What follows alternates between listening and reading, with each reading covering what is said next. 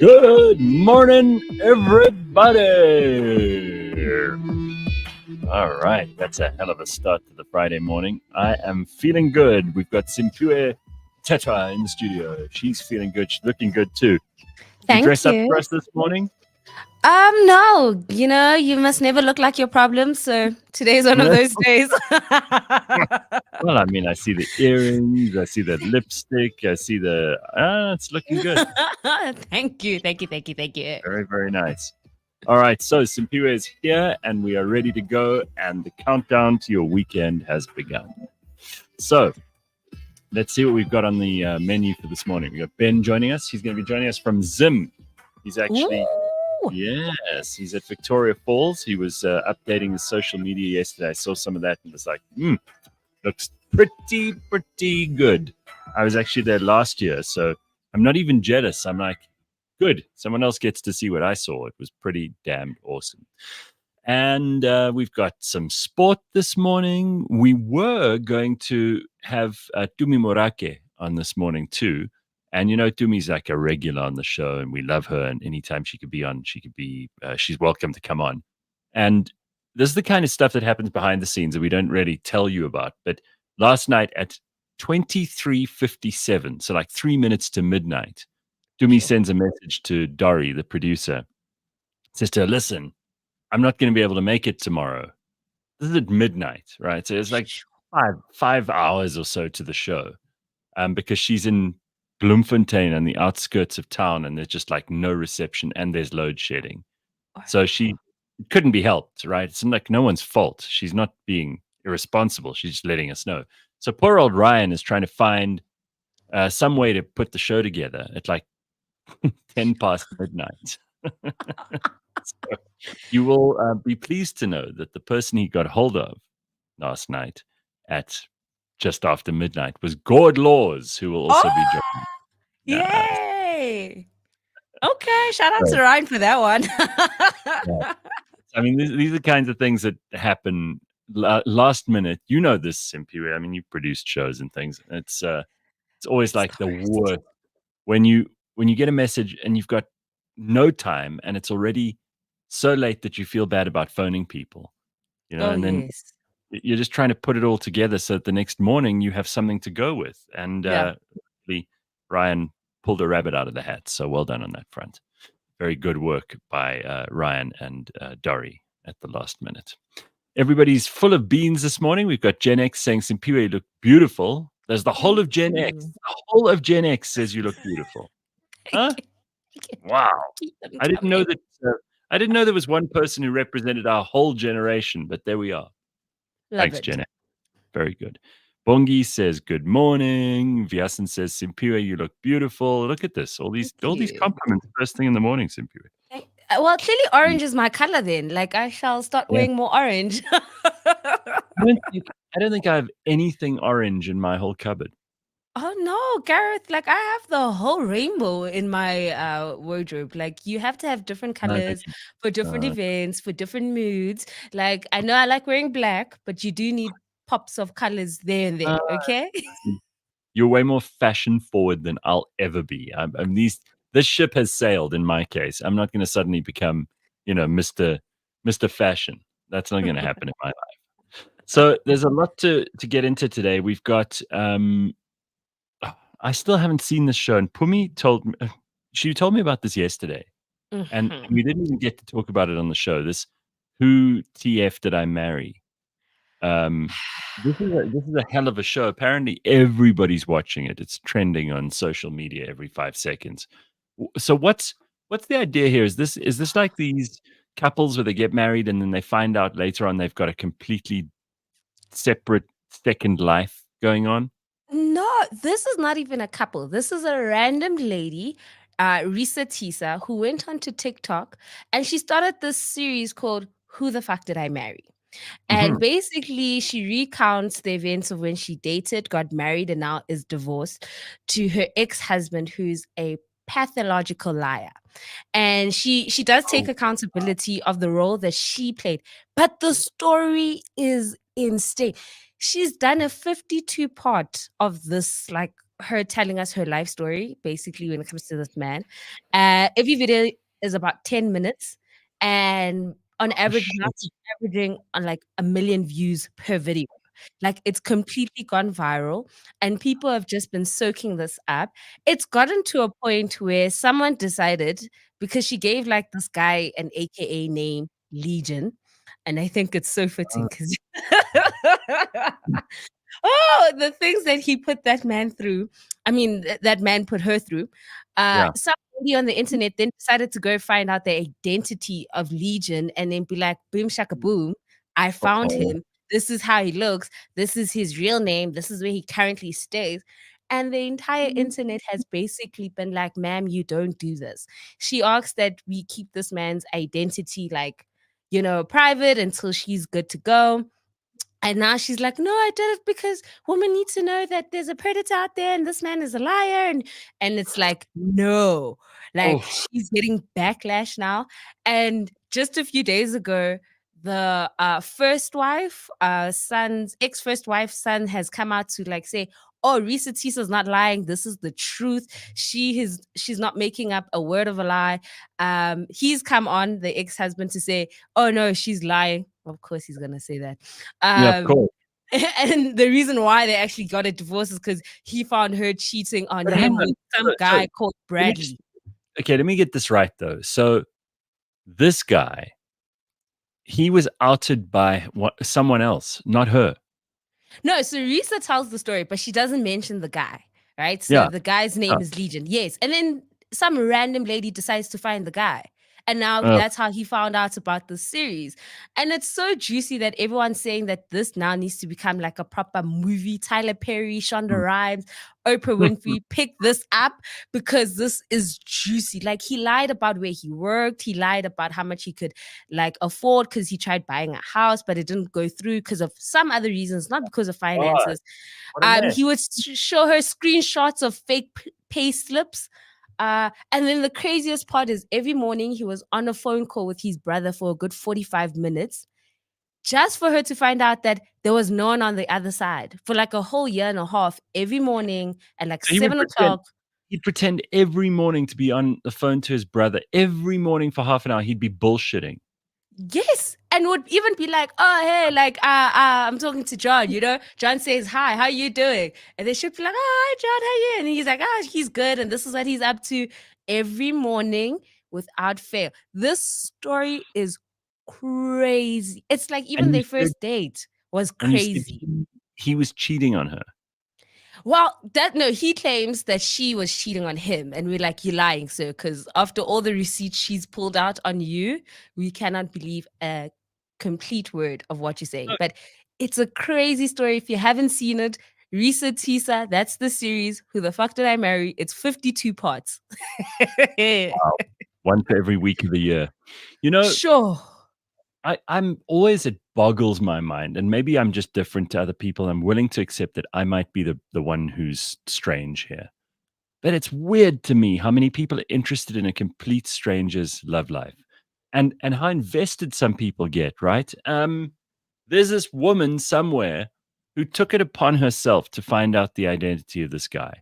I'm like, honey, don't you have enough going on in your life that you must now be the Twitter detective who goes online and you're going to find this other dude? I mean, if she wanted to reveal who it was, she would have revealed who it was. And that's her prerogative. And he's got some explaining to do and all this stuff. But he has explaining to do to her, not to everyone on the internet. It's this bizarre thing that because people are so boring and their lives are so boring and everything that goes on in their lives is so ordinary and dumb that they have to go and find drama in someone Mm, else's story, in someone else's life. And again, I'm going to say, you know what? It's her prerogative if she wants to go out and tell stories and explain how her life has derailed and unraveled and fallen to pieces. Cool. But what a strange thing it is that completely unrelated people get involved in her story. It blows my mind that people would even want to do that.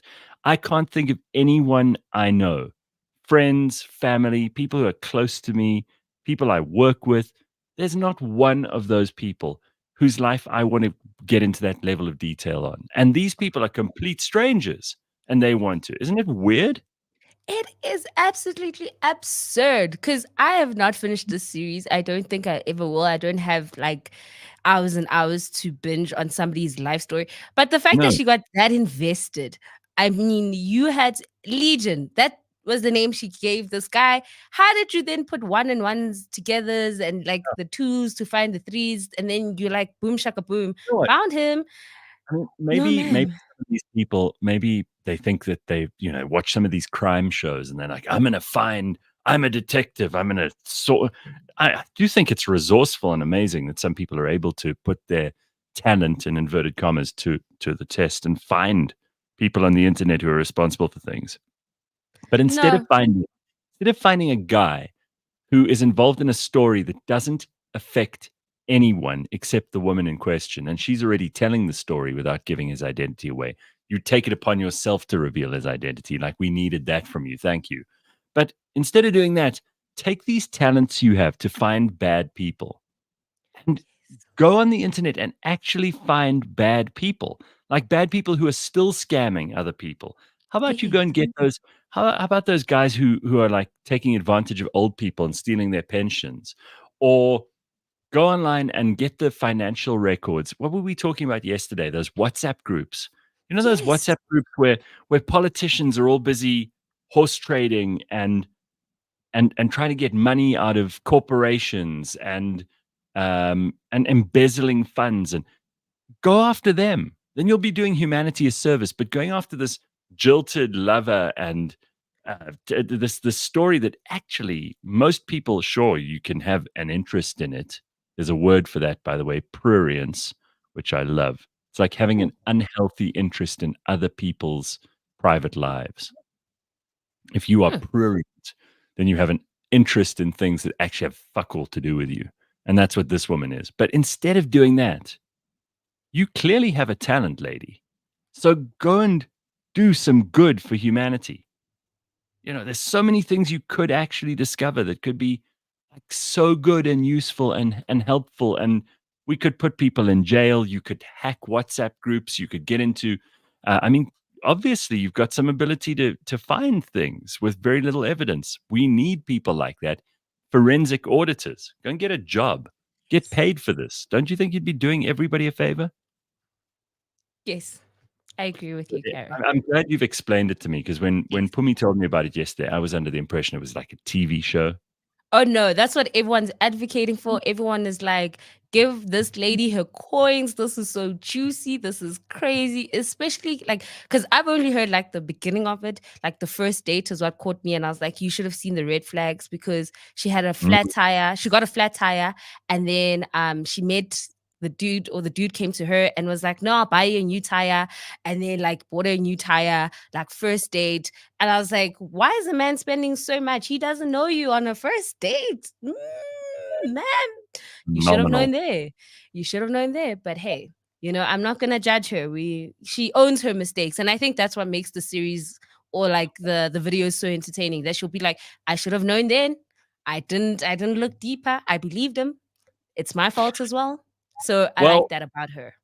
I like that she's at least entertaining people, and you know what? Everybody has a story. There's a big Yes. billboard I drive past every day, and it says on there, "Everyone has a story. Your story matters." And I'm like, well, some people's stories are better than others. At least this woman's story is really genuinely interesting. So a big Yes. thank you to everybody. We crossed a little milestone. We get like 300,000 listens and podcast downloads in a month, but we've crossed a nice boundary here on this YouTube channel, which is always nice. We've got like 40,000 subscribers as of Boo, yesterday, boo, boo, boo. That which is is so good. dope. I know that most people aren't watching us live on YouTube. Most people are listening to the podcasts and downloading the podcasts and listening to us live on the app and all the rest of it. But it's nice to cross this threshold. And I'm really thrilled that we could do this. So, again, thank you to you, because otherwise it would never have happened. And you know how it works. We always say like and subscribe and all of that stuff. And it matters because advertisers and sponsors will come to the party and then we can keep the show going for you and hopefully keep making it better, which we have big plans for in the next month. lots of very, very cool things happening. You're going to see some very big changes in the quality of the video and the presentation of the show, but everything else will stay the same. So you get to see all your favorite people. You'll get to hear all the stuff that you love to hear. And we would love to have your suggestions too, because it's a big part of what we do. So big thank you to everybody who helped us cross that big milestone. Next one, 50,000. We'll get to that hopefully in the next month or two. And then we'll keep on keeping on until we get to hundreds of thousands and then eventually millions. That's the plan. So if you haven't joined us yet on the YouTube and you're listening to us everywhere else, you can watch this anytime you like. You can pop this on. It's just as good, maybe even a little bit better, because you get to see like how nicely Simphiwe dressed up for us this morning, which you don't get to do on the podcast. Okay, time to cross to Ben, because Ben is actually live in, of all places, Zimbabwe. He's at the Victoria Falls. He's actually at a bush camp at the moment.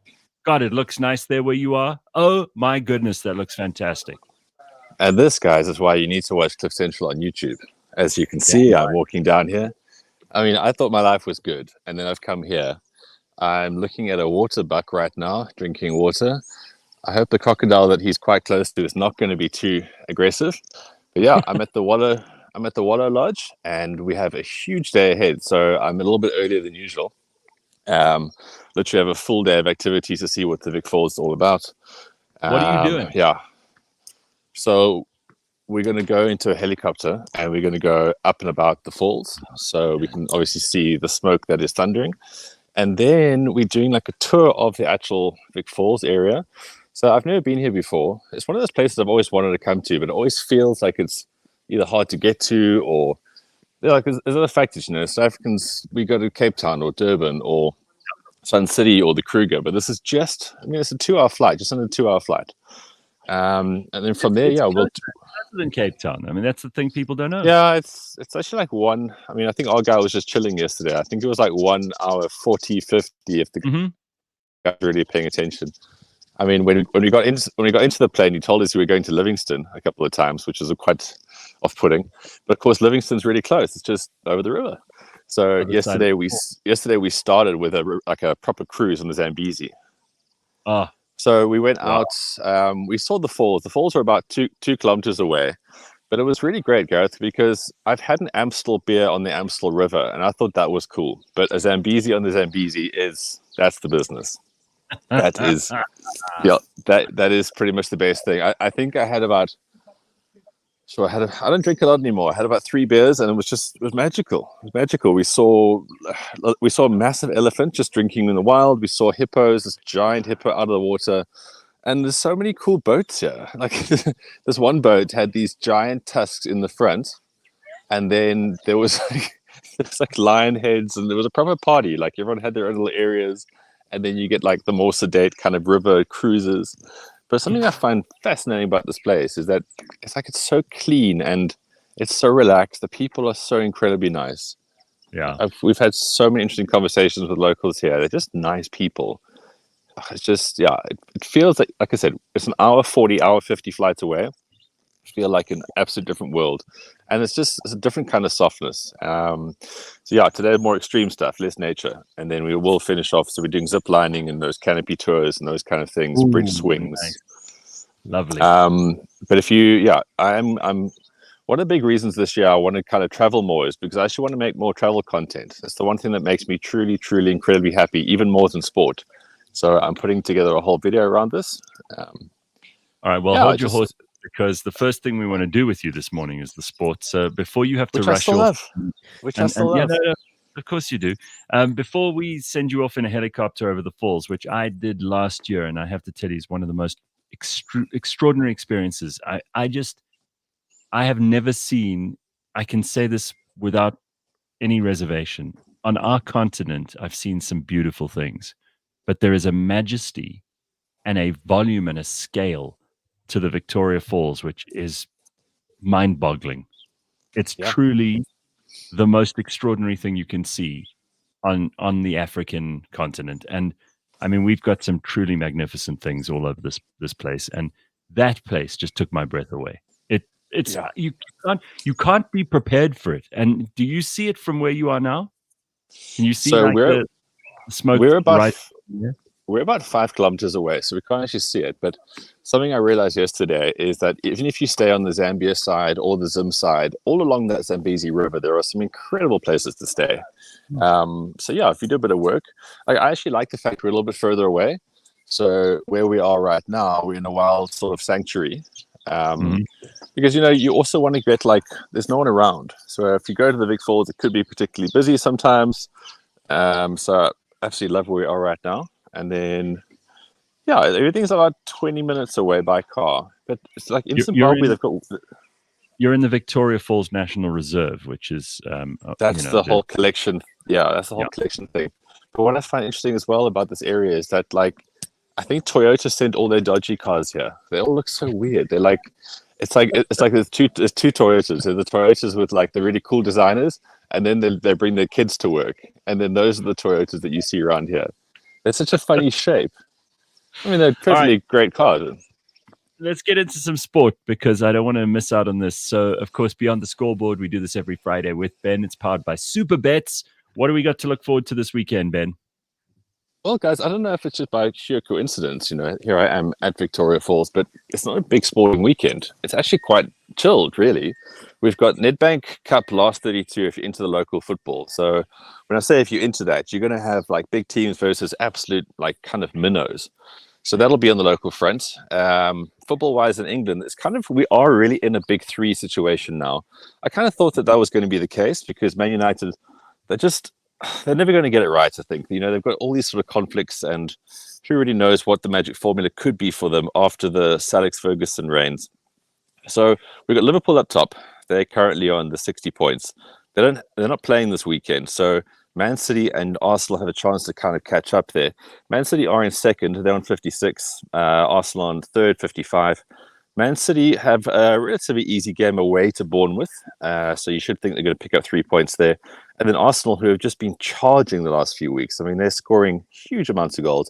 They will take on Newcastle at home. So a bit of a tougher game, but you would think they would both take on 3 points there. And then everyone at the top is going to be on the same games. And then obviously there'll be a 1 and 2 point differential. So the big three really are kind of marching forward here. Aston Villa showed promise, but there is a bit of a points gap between them and then Spurs and the rest of them. In the rugby, we've got the URC again. So last weekend, the games were good. They were tight. They weren't exactly huge amounts of fireworks.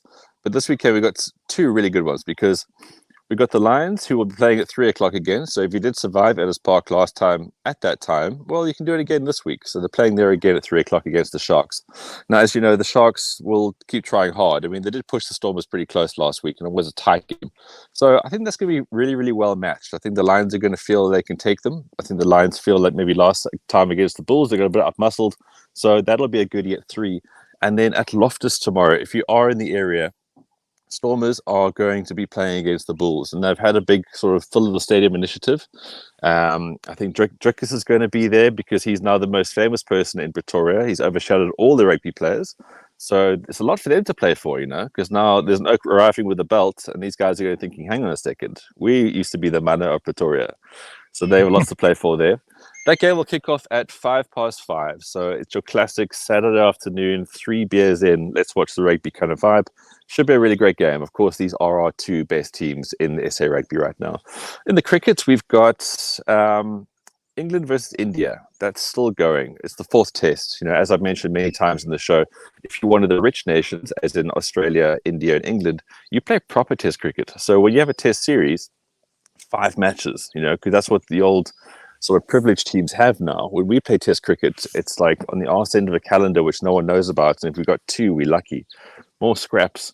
So India are superior. Okay, like I said last week, England somehow snuck one past the goalie, so to speak, in that first test, and then they got absolutely walloped for the next 2. So now they're playing in Ranchi, and they're without Bumrah. So India without Bumrah is a bit of a different prospect because he's like their sort of talismanic, aggressive, super intimidating fast bowler, big chest action, very small run up. These Indian players are quite funny. People, you guys think I'm making these names up, but some of these kids come from very weird backgrounds. So Bumrah, for example, he grew up bowling in a very small area. So his run-up's actually really, really short. And then by the time he got to the pro ranks, it was like, okay, you need to do this. It's like, no, it's cool. I got this. Because his backyard was so tiny, his run-ups were really small. So he's a very unconventional looking fast bowler. But over the years, as India have developed into a more all-rounded team than a few batsmen and a few spinners, like he's a damn good fast bowler. And when you try and win test matches, what you do with the new ball, regardless of the pitch, is actually really important. So England have a slight gap there. But I mean, they've just been so hammered in the last 2 tests. Another thing about India is because they've got so much money and so much development going on, they'll pick up some kids out of obscurity who've been playing, I don't know, local cricket for a while. Like this other guy, I think his name's Jaiswal. He scored like double hundreds at like one-day rates. He's fearless, absolutely fearless. So England, I don't think are going to win that one. And then, there's not actually that much else going on this weekend, guys. I mean, there's golf. There's the Kenyan Open, the magical Kenyan Open on the DP World Tour. The local Sunshine Tour players are in Kabeja. They are playing the NMB Challenge or Open, whatever it's called. That's at Humewood Golf Course, which is, I think, one of only 2 or 3 true links golf courses in South Africa. So that's if you're in that area, you get nothing in the world of sports. I mean, nothing really happens in that place. So if you like a bit of golf, get on down to Humewood. The local pros will appreciate it. And on the PGA Tour, we've got a bit of a lull as well. We have these really big West Coast swings, and then we get into, it's like the Arnold Palmer and the Honda Invitational, which are also big events. So this weekend, we're kind of in a little straddle period where they play the Mexican Open. I mean that in no disparaging sense, but it's just not a really big event. And that's kind of it for this weekend here. It's like, there's really not a lot on the go. Of course, we had the big UFC last weekend, which was hugely entertaining. And we had a new title, or a new champion, Ilia Topuria. The UFC has had 2 main events this year, and with that, the 2 new title people. So there's Strickus and now Ilia Topuria. So UFC is going to constantly be a big thing this year for us. We will talk a bit more about it between the big events. And so there's no Formula One yet. That hasn't kicked off yet. So quiet a sporting week, but get into the rugby. I think there's going to be some really, really good action in those 2 local derbies we got.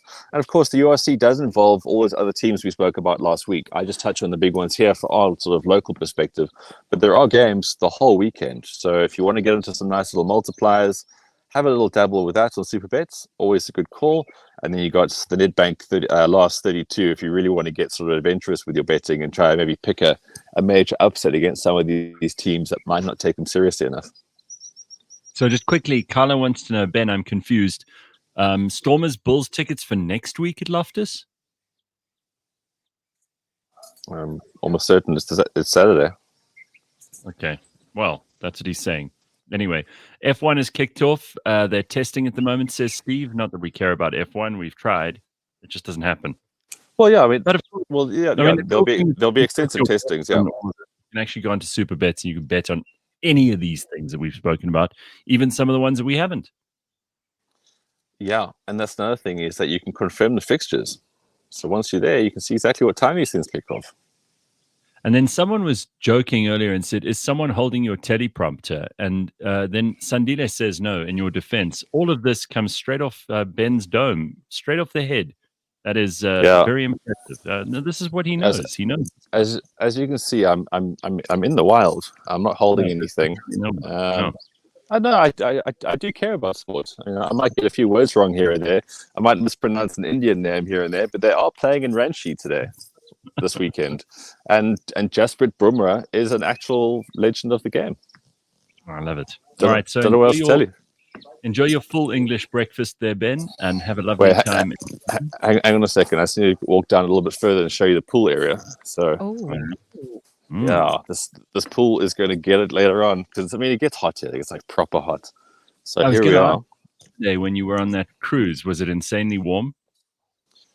The good thing was there was a very good breeze, and of course the cold Zambesis on the Zambezi was also helping. So you won't be able to see the water buck, but they're just over there having, they're vegans, so they just have the grass. Oh wow! Now there's a really big one with horns chasing them. They're really beautiful. I always look at a water buck and think these guys were planted here from somewhere in Europe because they've got these really thick, fluffy hides. And they just look fluffy and odd, and nature. And that ring around their ass. The toilet seat around the ass thing. Yeah, the sun's just risen over there on the waterhole. Beautiful. Yeah. Love All right, guys. Well, I'll have lots more to share next week when I'll be back in studio, and then the following Friday I'll be in fan court becoming a world champ. So I mean, it's exciting times really right now in my life. And glad, really glad to be able to share it with you all. Thanks, Ben. We'll speak to you soon. Enjoy. All right, guys. Have a great day. Thank you. There's Ben live from Victoria Falls this morning, giving us a little update on the sport. And of course, sport is brought to you by Super Bets this morning. And every morning you can go and place your bets on all the different things. Simphiwe has won some money over the couple of months that we've been doing this. And so have I. And I'm not even a good gambler. So if I could do it, you could do it. Superbets supports responsible gambling, strictly no under 18s. Winners know when to stop. The South African Responsible Gambling Foundation's toll-free counseling hotline is 0800 006 008. There's some interesting videos. Simphiwe found a video of the baby Olympics. So while we're talking about sport, this isn't a real thing, right? This is just like some fun someone's having on the internet. I think so. But if it was a real thing, I would totally soak it up. I think this is the cutest thing on the internet right now. And if like we could bet on it and like, put some money behind it, I would definitely bet on these little babies. They are going to be stars one day, someday. I don't know when. Oh, we're talking about the extreme games where you're going to have these people taking, enhancements. Last week we spoke to a sprinter who is getting ready for the Olympics and world champs. And to me, that there should be a category also where, very pushy parents can have their kids start to do athletics really, really early. So here are the baby Olympics. Take a look at this. See if there's something you could get in. Working it. Just look at that concentration. 10-meter toddle, one of the marquee events at any baby game. And there they go. China running away with it. Oh, looks like he's stuck on the line. And here comes Argentina on the outside. But China does it for gold. Back to gymnastics. Japan on the rings. Pressure has never been higher. What an effort. Now the Americans.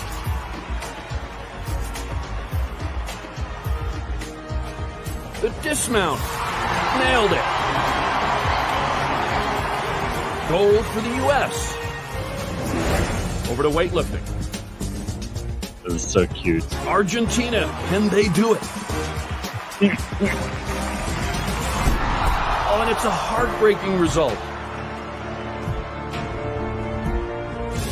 Oh, the German just showboated. It's very sweet. I don't know. I mean, I see way worse things that people put their kids in these beauty pageants and things. So I would rather have them doing these fun Olympics. That'll be fun. And it's just so cute to watch. Like the kid who couldn't cross the finish line, he just stepped over. I see the vision, sir. I see your vision. Yeah, it put a smile on my face, and I saw it. I was like, okay, this is really, really cute. Tracy says, probably in response to Ben's little trip to Vic Falls, a proper road trip through Southern Africa is a must. A couple of years ago, we drove from Cape Town through Namibia, up the Caprivi, Zambia, and Vic Falls, and then back via Joburg. Incredible trip. Yeah, that sounds like it could be amazing. Oh, how long did that take as well? Sure. For it. Yeah. See, the problem is like you really have to have time on your hands, and I think you also have to be able to get extra leave from work because you don't want to have to rush a road trip that's long like that. You want to do at least 3 weeks, I reckon, to do that. Mm-hmm. Probably even need a little bit longer. So well done, Tracy. Teach us how. Tell us how you get so much time, to do these things. Okay. That's what we need to know. We need to know your secrets. All right. And then I just got a message from Ben, and he just says, he did get the rugby fixtures wrong. Please apologize on my behalf. So he was wrong. He's doing it all from memory, so we forgive you, Yes. He's not using notes. He's kind of trying to remember how to get every bit of detail across to us. So well done, Ben. And there we go. Just a reminder to those people who were going to go and buy tickets for Loftus. He got the fixtures wrong, so he's just correcting himself. Mm-hmm. Okay, so I don't know if you saw this, but Google, there's a big story in the US. Google's racing to fix its new AI-powered tool for creating pictures. It's called Gemini, after claims that it was overcorrecting against the risk of being racist. So users said that the firm's Gemini bot supplied images depicting a variety of genders and ethnicities, even when doing so was historically inaccurate. For example, a prompt seeking images of America's founding fathers turned up women and people of color. So look, for example, if you typed in on Gemini, which I haven't tried, but this is an example that I saw on the internet. If you type in Washington, George Washington crossing the Delaware. Now, I mean, everybody in the universe knows that George Washington was a white man in 1760, 70, and 80. When he crossed the Delaware River with his troops, this was during the War of Independence. This is what this Gemini tool thinks George Washington looks like. All right, there. Yeah. Your face tells it all, Simphiwe.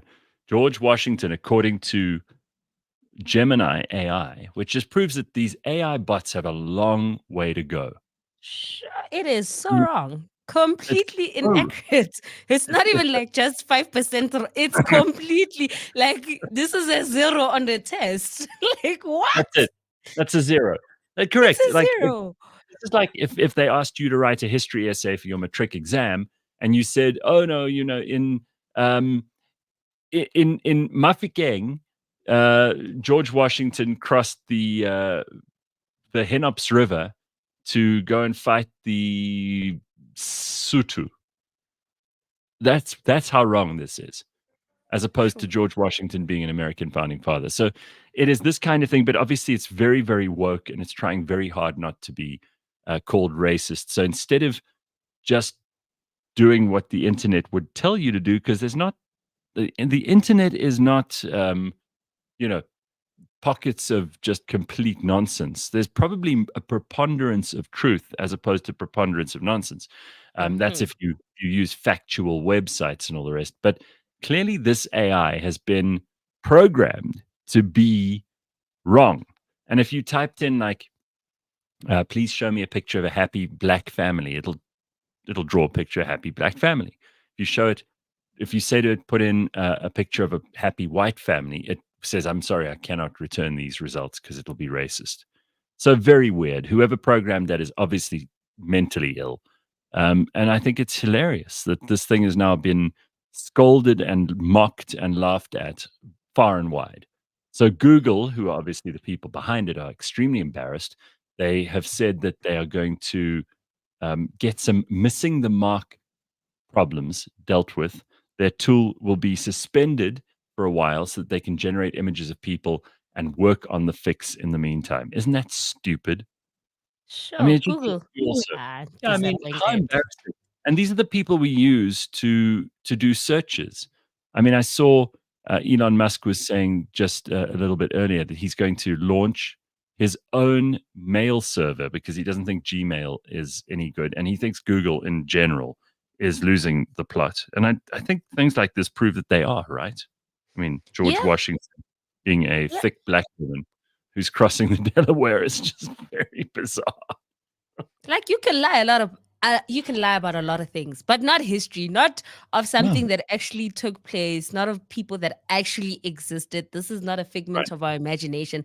This is not a Disney character that we can chop and change whenever we want. Like this is an actual human being. And now you referenced Disney, and that's actually a very good example because in Disney, they do have like a bunch of woke people who are revising characters and revising history and redoing old stuff and trying to make it more woke and like putting women in as the lead characters where they weren't before and changing the story. But that's not how the real world works. You can do that with Cinderella and Snow White and God knows what other stupid old stories you can dig up. But you can't do this with history.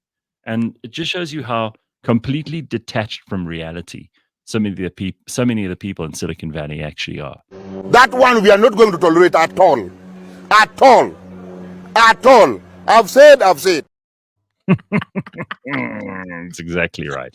Okay, and then I don't know if you shame. This is very, very sad. The dog who has the title for the world's oldest dog has posthumously, that means after death, been stripped of his title over a dispute about his real age. So I saw this picture. This is the sweetest thing. I mean, shame. This dog is no longer around, but he had a good innings. There he is. That is Bobby the dog, stripped Oh, of his title. Bobby. There he is standing next to his certificate. You can see that is an old dog.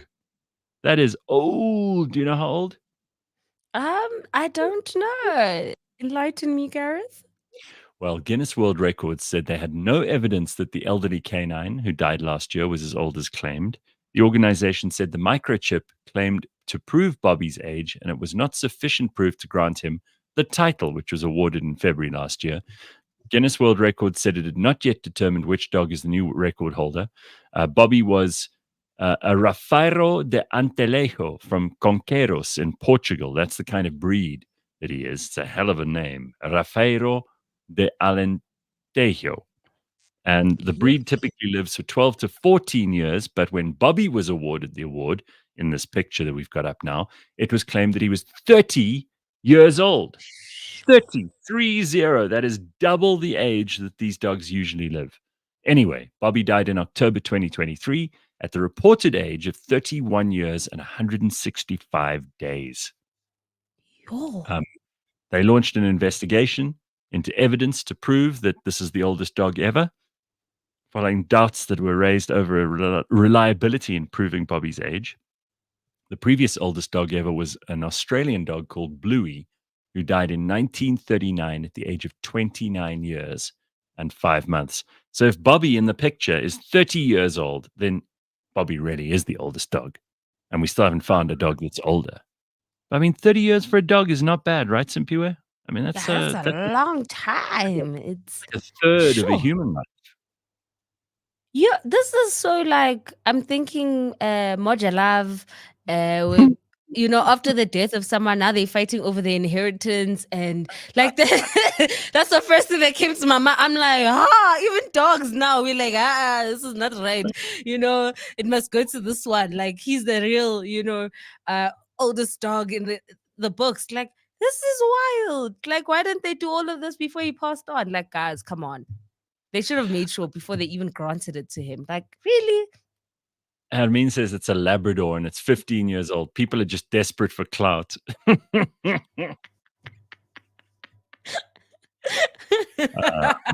And then Tabo says on the previous story, Elon isn't losing the plot by putting chips in people's brains. That guy's an obnoxious, colossal asshat. No wonder Twitter is so shit.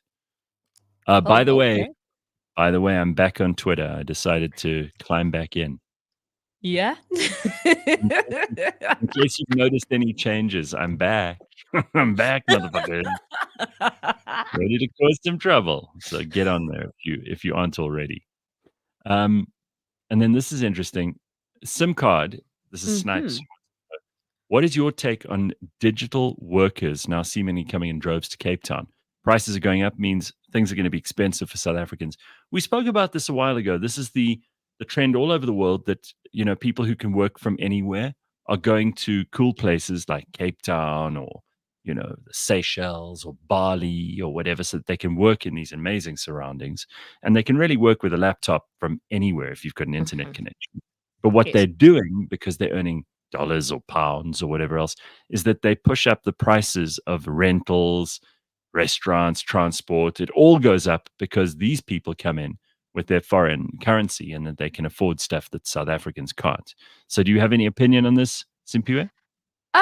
Not really that's any different from yours, Gareth. I mean, you must understand that Cape Town is one of the most affordable cities in the world, right? So from a global perspective, it makes sense to move here. It's actually cheaper for people that earn in dollars to stay in Cape Town, as opposed to you and I who earn in rands in Cyril's economy, and we look at it and we're like, oh, yeah, now I can't afford Cape Town at all. So it's just like that point of view that internationally it makes sense in terms of an investment. It's cheap, it's beautiful, it's gorgeous. Locally for us, I am sorry, Mtase, maybe we need to find another spot where we can all just go and just December properly.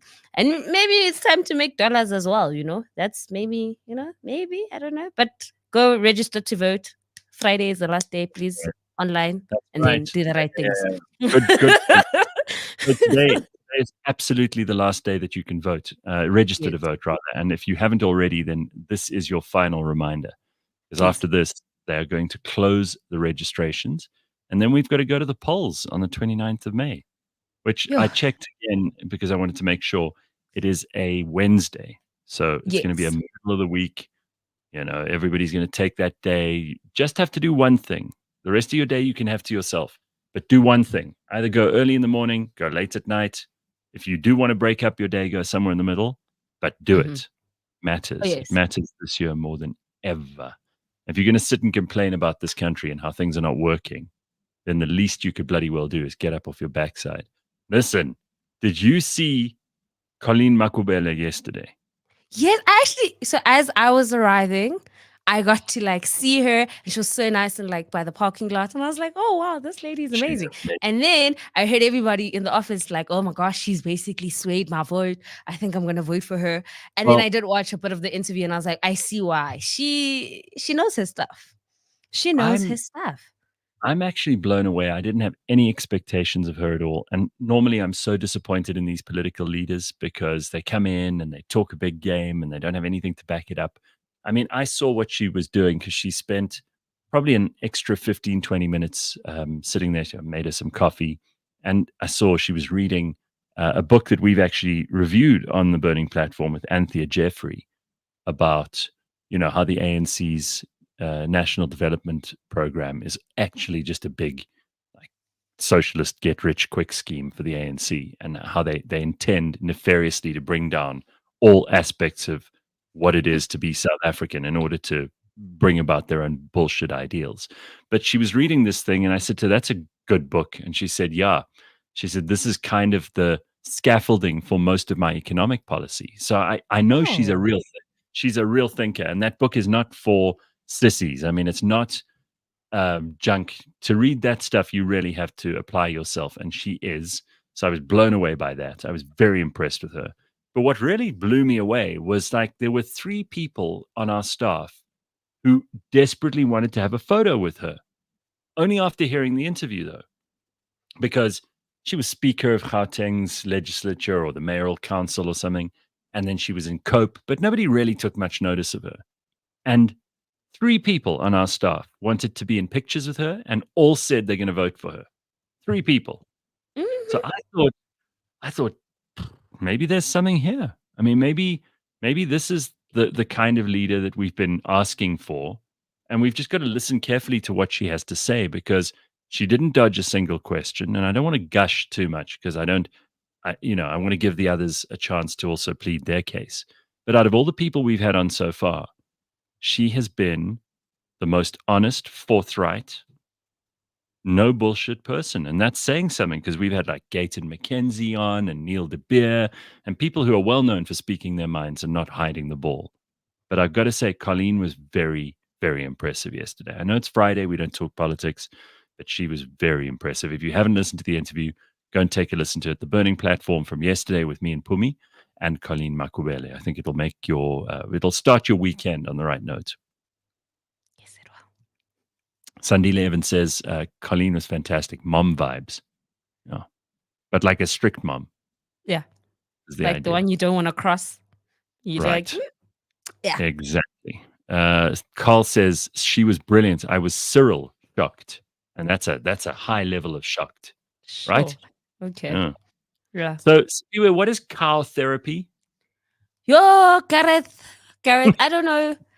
I don't know what this world has come to, right? So apparently, somewhere in America, because only in America these things take place, you can go and basically have a cow hug you for $20. I don't know how long this cuddle session is with the cow, how long it is, but it's supposed to just be therapeutic. It's supposed to just kind of, align the chakras and just ground you. I don't know if I'd ever do it personally. I think it's a bit Bizarre. you have to hug the cow, right? Because the cow can't hug you. Yeah, It so the has to. cow is laying down, and then you kind of like sit back, and then the head kind of comes to you, and it's like lying on your shoulder. So yeah, that for $20, if you think you need that kind of therapy in your life, I don't know what's going on. Yeah, this is very 11/11 vibes, you know. The moon is in retrograde, tapestries. I don't agree with it. Don't understand how this could help you, but hey, if you need some cuddle sessions with a cow, you Well, can get it. I mean, there are people all over America who have emotional support animals. So they'll take their dog or their lizard or their cat or their rat or whatever it is wherever they go, and it's become totally acceptable. I mean, Americans, you'll see them flying with, a little poodle on their lap or something, and you'll say, what's that? Oh, no, it's my emotional support animal. So they've got a thing, and it's totally okay. I mean, like, society's already accepted it. So I don't see why cow therapy would be so different. You can go and do that as well. And No, frankly, you eh, no. listen, I just don't know how fair it is to the cow, because I think somewhere along the way the cow is probably going to be slaughtered for meat, or it'll be milked, which is not a great process for a cow. I'm sure they don't love it. So you'll be giving it hugs, and the next thing it's a porterhouse steak. I don't know. I mean, here it is.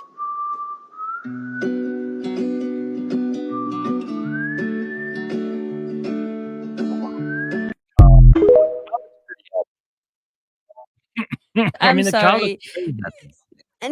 No, I am. Call me old school, Gareth, with this. No, no, no, no, no, no, no. Let the cows walk around in the field, be happy when it's Leave time for them them to alone. kind of, you know, let's enjoy our bacon and milk. And yeah, like also what you just mentioned about like people using what animals in general is Yeah. some sort of emotional support. That get that is abuse. That is just abuse, y'all. Go to therapy, talk to somebody. Like, have a pet to have a pet, not because you're like, oh my word, you're gonna help me through this and you're gonna do this. Like, get abuse that thing. No, no, no, no, and no. We've got a couple of comments here. We had 16,000 sheep in Cape Town the other day. We can offer it for free. I'm not sure what that is, Viasin. I'm not sure what you're referring to. I'm just gonna pretend it's not funny, and I don't understand. Carl says cow therapy is a 300-gram fillet with some good whiskey. Oh yes. You Mm. talking my See? language. Talking my language. Yeah, I'm afraid I'm with Carl on this one. When Gareth, you need to cracking on that back tickling place. Yeah, I think that would be I've said it a million times. I've got to start it now. Enough of the talking. A place where you can go for a back tickle. If people want therapy so badly and they're hugging cows, then my back tickle place doesn't sound so weird, does it? It really, and to think when I first heard this, I was like, this is a bad idea. But I know. seeing everything that's taking place in the world, Gareth, do not hold yourself back, please. There's money to be made. So, go do it. $20 to cuddle a cow, says Sianda. If you are broke in 2024, it's a choice. I know, right? And then Max Sony's criticizing you, saying bacon and milk. No, you mean beef and milk. But Okay. it's a slip of the tongue. There's probably a place that does pig therapy as well. Like, I'm sure there is. Hey. I don't want a steak from a massaged cow. That shit is not going to have enough protein to make me buff. Actually, Wagyu beef, those very expensive Wagyu steaks, and you can get a Wagyu burger. And yes. part of the reason it's so expensive is they do actually massage those cows. So what they do is you want you want the meat to actually be marbled with fat. Yes. That's why it tastes so nice. So actually, Sanela, you've got that by the tail. What you really want is massaged Wagyu beef. That's the best you can get. Janet says 19,000 head of cattle on a ship in the harbor. They stank the city out. Oh my God, that's disgusting. And they couldn't unload them? That sounds horrific. Cows are pretty, but steak is good, says Just Plain Jared. I'm with him as well. You Sorry. know, I'm not that's going to I'm not going to get all like emotional about this. To me, cows are superb machines for turning grass into steak. yes. And let them That's do what- their thing in peace so that we That's- can, get like some good food. That's all I'm saying. Like, let the ecosystem work the way it's supposed to work. Everybody will be happy in the end. Now we're busy having cuddle sessions here. Like, no, get a proper cuddle buddy and you'll Well, be okay. I think it's brilliant. Whoever owns that cow and whoever's charging $20 a cuddle, that is genius, because that cow's probably been with them for years, never made any contribution to the household, just eats, takes up space. Now they're charging idiots $20 a time to come in and hug the cow. They're making money for nothing. I think it's brilliant. Genius. What an excellent move by that family. Whoever they are, they deserve a prize, and more than the money that they're getting. Okay, that's all we got time for in the first hour. We're going to have Gord join us in a short while. We've got lots of other good stuff to talk about. We've got you to join us, and if you've got anything that you want to add in, come into the comment section on the YouTube. If you haven't already, like and subscribe. We'll be back in just a moment or two. It is Friday. CliffCentral.com.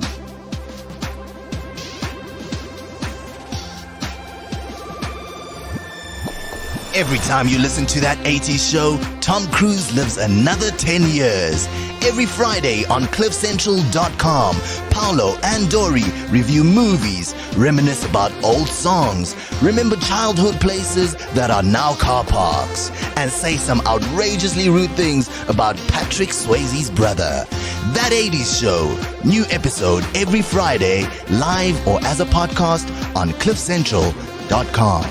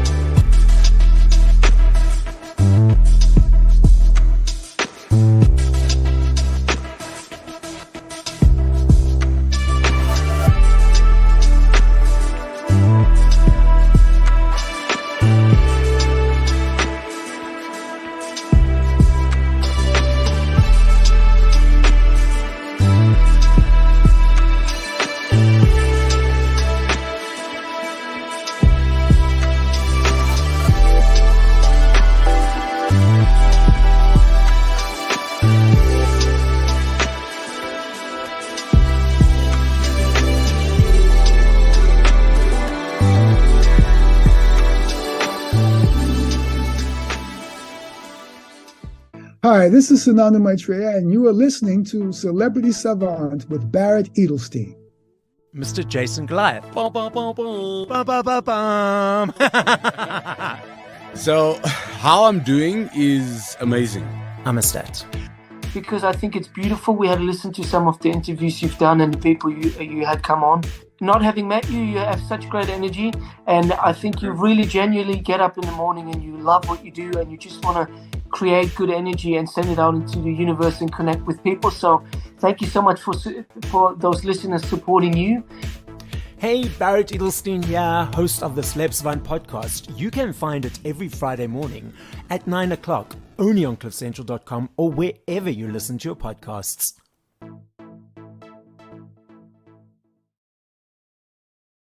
All right. It is Friday morning. What are your plans for the weekend, Simphiwe? Doing anything fun?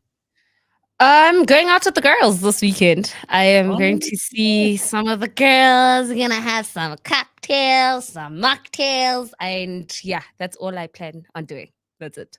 Just chilling with the girls. Well, I'm still not drinking. So I'm actually going away. Wait, Gareth. No, still not. I'm curious, right? I actually wanted to ask you this. on your interview with Leanne Manners, Yes.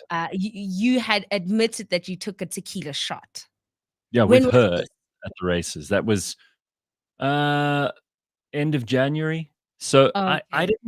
didn't say I'm teetotaling. I just said that I'm not. Okay.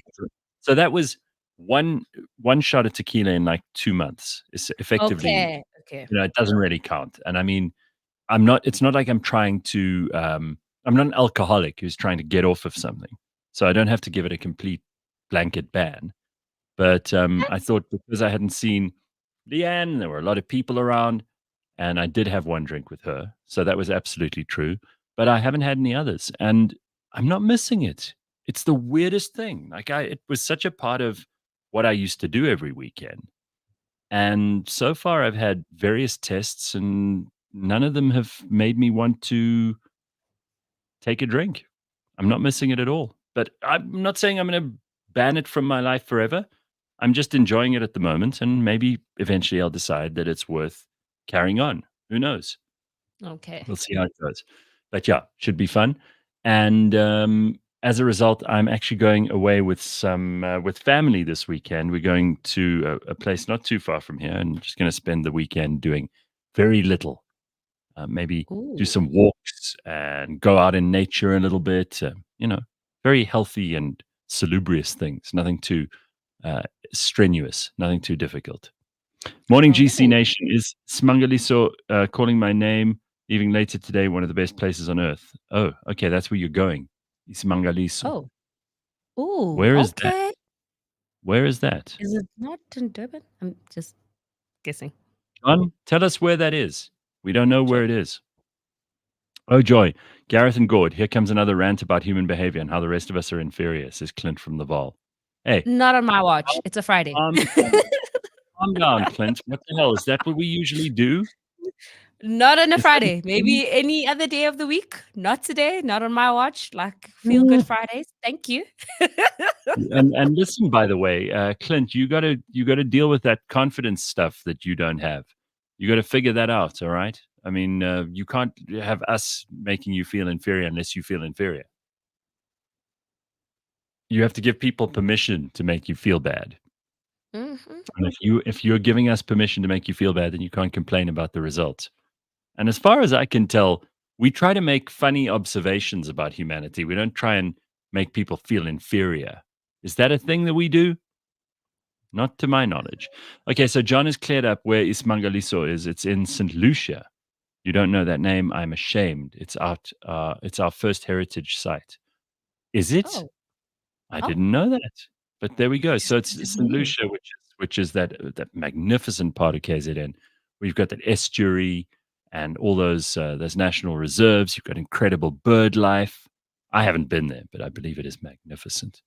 So Ooh. yeah, good. People exploring the country at this magnificent time of year. Good.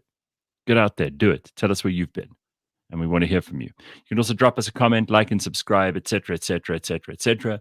Simphiwe wants to tell us quickly about this 8 minutes concept thing. So I just want to Okay. I want to get this in so we don't forget about it before the end of the show. Okay. So my question to you, Gareth, and maybe this is something you can adapt. I'm gonna try adapt it this year. Is Okay. the 8-minute concept? So apparently, right? I saw this on Simon Sinek's page Oh, yeah. where people only actually need 8 minutes when they're not feeling okay. They are feeling under the bus or life is a lot. In order for them to feel better. So if they come to you, so if I come to you, Gareth, and I'm like, do you have 8 minutes? And you're like, sure. It takes 8 minutes for me to feel however I was feeling. You and I having a conversation, you being a bit comforting for me to feel better. And so Oh. now he's basically adopted that, and he'll send like a friend a text, or he'll get a text from a friend to say, do you have 8 minutes? And if the answer is yes, then he knows that he has to kind of dedicate 8 minutes to this friend to kind of support them or see them through whatever issue they're going through. And after 8 minutes, they will feel better and they carry on with their life. That's beautiful. I think that's Yes, very and you can actually improve someone else's life in 8 minutes. yes, just That's all it by takes. comforting them or listening to them. But 8 minutes is all they need, and they will feel better and they can carry on with the rest of their day. I don't see why we all shouldn't be trying to do that. I mean, it's not going to drain you. If anything, it'll make you feel better. If you make Yeah. other people feel better, you feel better, right? So it stands to reason that this is something we should all try and do, and especially on a Friday. Why not? Get out Yes. there and make other people feel like they're fantastic. Spend, I don't know, 8 minutes. Is there a reason it has to be 8 minutes? Well, it's said that that's what people need. So I guess you don't have to exactly time it if someone comes to you and like, hey, can you just be a sounding board? But it's not, I think it's taken away this whole concept of like, I need hours and hours of just crying and you listening to me vent for me to feel better. It's one of those where you can get your point across in a few minutes. And I like that now because I'm like, I don't have time to listen to you throw a pity Why? party for hours and hours on it. It gets a lot. Like, it's nice for like one day, but it gets Mhm. problematic where every time I see the same person and then every time I see you for 3 hours, we complaining about the same thing about life. So this is great for me to say, hey, I can spare 8 minutes with you every time I see you to complain. And then afterwards we can feel better and carry on and move on. Life is a lot. So I'm not saying life is not a lot. We're all No, going sure. through it, but we can't throw pity parties for like 10 years straight. We can't do that. That we can't do. So Well, 8 Carl minutes. says, dude, I can improve people's lives in 2 minutes. Just ask my wife. All right. Well, someone who usually improves our mood in about 2 minutes is Gord Laws. Listen, Gordo, thank you for. No, we can't hear you. You're on mute. You're on mute. What an idiot. He's on mute. I've been No, standing no. by. How's that? Still not? No, it still sounds terrible. I don't know. I got my No, mind now it's set up better. here. Now it's better. Now it's better. Now it's better. Go. Is it okay? I was Yeah. standing by for 8 minutes, ready with that. It only takes me 2 minutes to make someone feel better. Just ask my girlfriend joke, and then Carl left me with absolutely nothing. I have been pondering something since trying to sleep last night, and it's because of pondering this that Ryan was able to message me at fucking 0028 and ask me if I want to be on.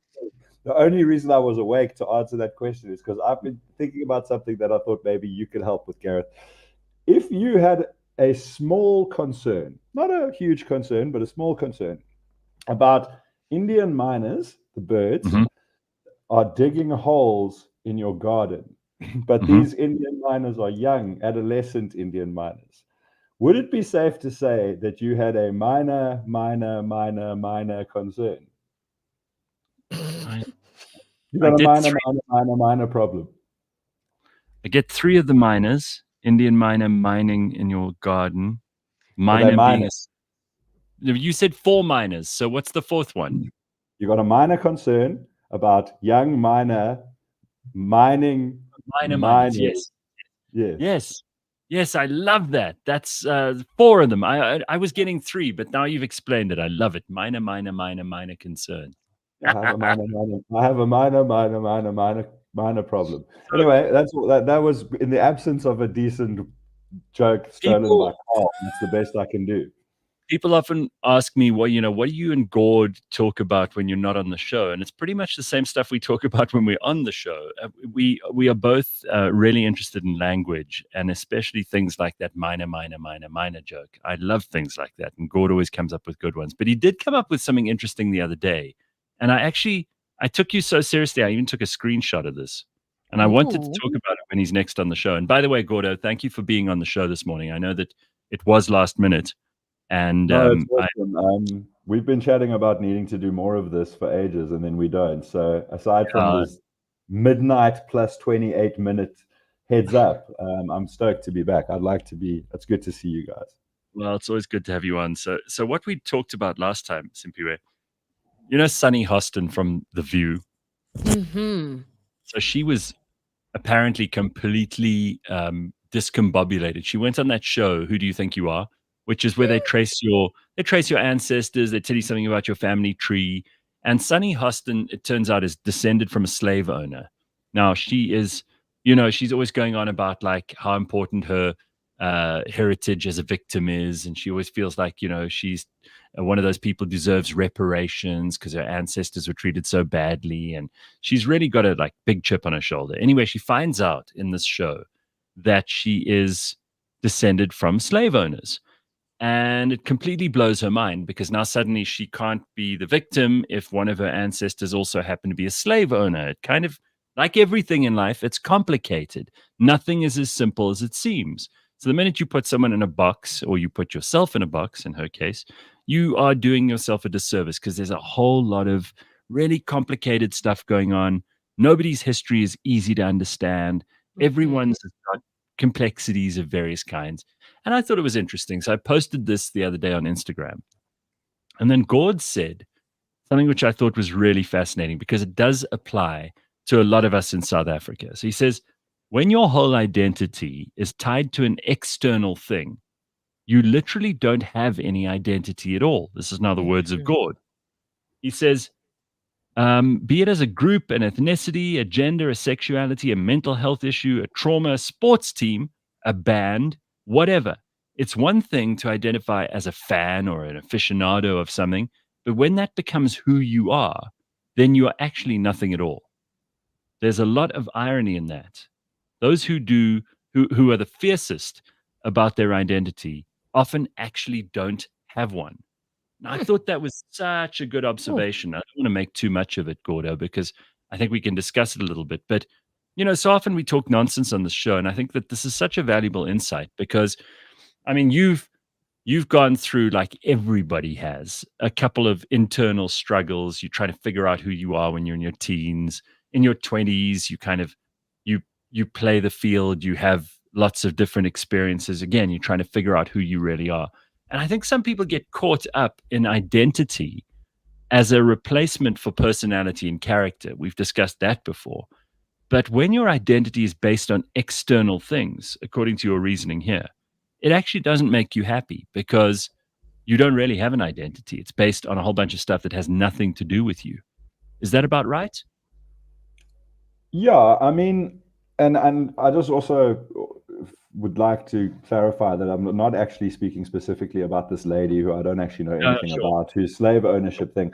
Although in that case, it's like everybody, like all human beings, we all descend from common ancestors. We all started as and are still one people. We then go back to the same. We go back to the same mammalian ancestor. We go back then to the same reptile ancestor until we actually literally green sludge in a pond that all living creatures come from. So if you say there were slave owners, there were almost certainly slaves and slave owners, murderers, and the narrow survivors of family murders in my history. White people have been slaughtering the fuck out of each other for a really long time. And before they were white people, before there were black people, white people, Asian people, everyone was one African people, and those people were probably slaughtering the fuck out of each other. All of them. In fact, they definitely were. Humans always have been killing each other. And while white folk have done some not proud shit in the last few hundred years, they've always done stuff as bad to each other as anybody else. I mean, like, everyone's been. So it's almost impossible that you as a living human being don't have slaves and slave owners in your ancestry, whatever color you are. It's the chances are almost zero. So that's one thing to that both. You've had your ancestors have been slaves and had slaves. Been the one person in a family of 20 not brutally murdered because you ran away, and also been there murdering whole families. Everyone's ancestors have done that shit. But with identity, it's an important topic for me because it's something that I find the whole idea of identity politics and identity as a thing you can go and fight about really sort of paradoxical, because your identity, we speak in terms of your fingerprint, your ID number, your retina, your things that make you unique, who you are. Your personality is kind of an aspect of your identity. And there's kind of extrinsic things like your name will have an aspect of your identity, but the things that make you who you are have nothing to do with what you identify with outside of yourself. So this is a point. And Gareth, you said in our chat about this, we must really unpack this and not like go off topic. And I'm like, okay, well then I'm going to talk for a few minutes. But I mean, so Simphiwe will tell us if we're getting boring here, but I think a lot of people are very, very interested in these definitions, and I think it'll help so many people to kind of figure it out in their heads, like your comment made me think. I think I even said it in that conversation we had, like in the next step or two. I'm like, it even ties into kind of my spiritual beliefs, which I said I can unpack without making you vomit, because like identity is a form of narrative when it's external. Okay, so but I got to look at myself and say, okay, own up to this. I'm tattooed from everywhere to everywhere, and a lot of this stuff is things I'm about. You know, I got like a Eric Cantona tattoo for Manchester United here. I've got 3 Metallica tattoos. I've got tattoos about bands and cartoons and video games I've been into. And so you could argue like, well, Gord is a Man United guy, Metallica guy, fucking Mortal Kombat cartoon guy. And like I've built an identity out of being into stuff. There's some Star Wars dudes behind me. Hashtag don't like the new movies. But these are things I'm into, and these are things where I find common ground with other people. And these are things that have like entertained me and kept me kind of interested and given me a sense of something to do and a little bit of purpose and a little bit of group belonging in my life. I don't see them as who I am. Similarly, like, you know, Blackie Chan is really into like lying on her one particular fluffy blanket that has to go in a particular box, but she's not that blanket and box because that's what she's into. So it's almost like to take an identity from elsewhere and go, okay, there's a group of people that hate this or love this or see each other as like left-handed, pro-seagull, lesbian, unite.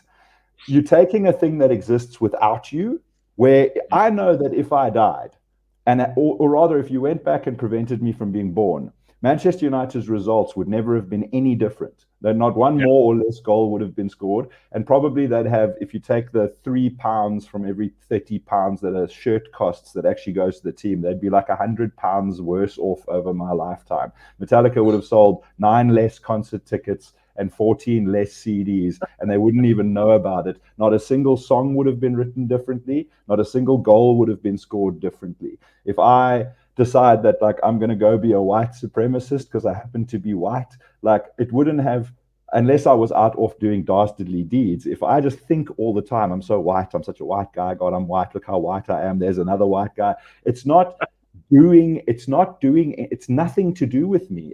So here is a good way to put it, is like, you are not your clothes. And then you go, well, you're talking about the oppression of my, you know, recent and long-term fellow left-handed lesbian seagull fans because like we've been through so much. It's like, yes, you collectively have, but not you.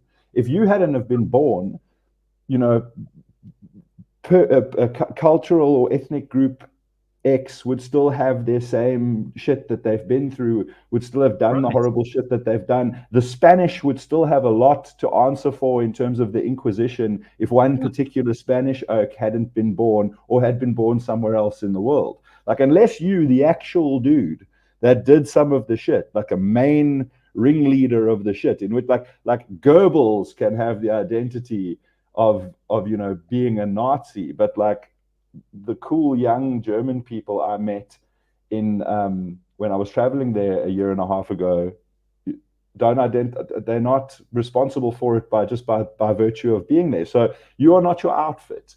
You can wear the suit, that you can wear the team kit as much as you want, but that doesn't make you the team. You can wear the hip hop outfit as much as you want. It doesn't make you a rapper. You got to be doing something and participating in it. So now with social media, we sit with this extra degree of separation where we're passively watching people we identify with do life and then criticizing or praising them. So I have no money. I have never achieved anything. I've got no agency. No one cares. I'm not the boss of anyone. I can't direct anything, but I'm going to sit and shout at the screen about how Elon Musk should be doing things because he does matter. If I mattered, I'd do it differently. So do it differently, Elon. Like, now you're not even just standing as part of a group wearing the shirt and adding to the numbers of this collective identity that you're faceless in. Now you're doing it as if watching a TV show. As you get some people, and I imagine our beloved Sia Sangweni might be one of these people that shouts at the horror movie like, "Don't go up the stairs! Don't go up the stairs! Don't go up the stairs!" You shouting at the world from a screen that can't hear you. You yelling at fucking Eric Ten Hag or Jurgen Klopp to go put this player on and take that player off. They can't hear you. So it's like you honestly are stripping yourself of any real identity. And these forms of identity, and I will stop talking momentarily now. I'm getting to the end of this, but these forms of identity, now, if you take away how much it annoys me from like an irony and a contradiction and hypocrisy perspective, and just how fucking dumb some people clearly are when they're out there. I am this shirt, this hat, this particular Pantone beige, and what happened to people 400 years ago that I've never met, but I've seen a very grainy photograph of. Even if these identity things are good and positive, I'm a healer, I'm a pro everyone, I'm a inclusive, I'm out to spread #love. You, by being a story in your own head, by being a narrative, you get away from the actual soul that you are.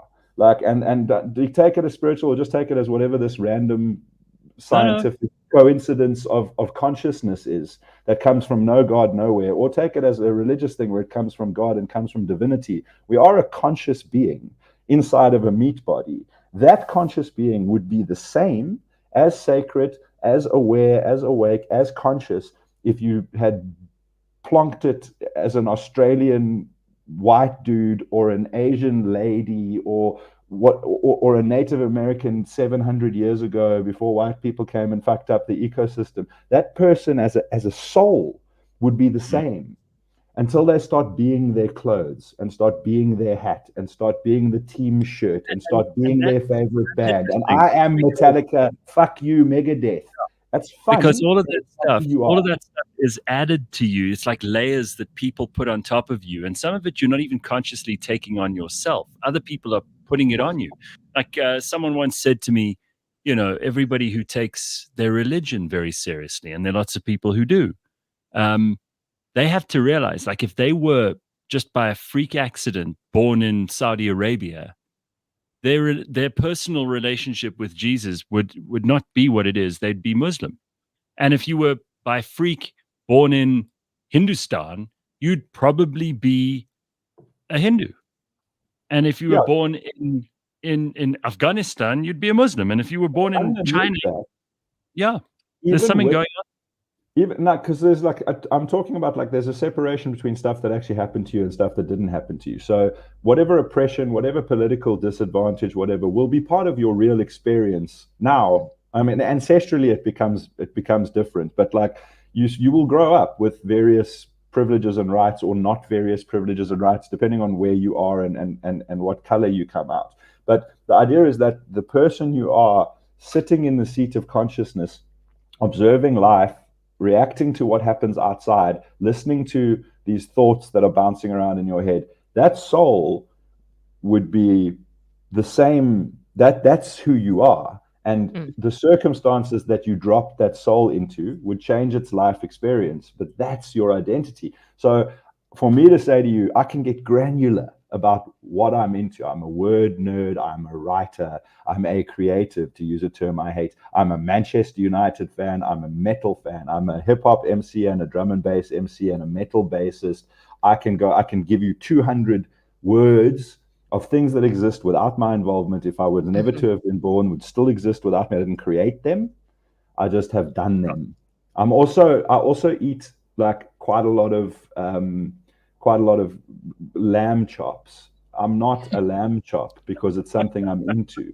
So the more of these things you pile on as a list of shit, Let me ask you something. It is your identity. Okay, I think that's awesome. And Sanele said something true here. Gord is right. You're stripping yourself of identity and dignity. Imagine how stupid you look zap signing a screen.